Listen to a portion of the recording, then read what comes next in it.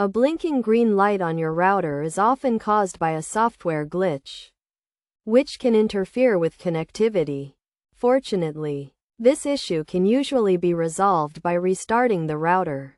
To do this, unplug the power cable, wait at least 30 seconds, and then plug it back in and turn the router on.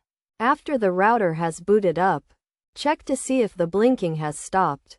If the problem persists, it may be due to a network outage, which can occur when routine maintenance is being performed or after a storm. To check for outages in your area, open the mobile app and look for notifications. If an outage is reported, the best course of action is to wait for it to be resolved. Alternatively, the issue could be caused by loose or damaged wires, which can also disrupt connectivity.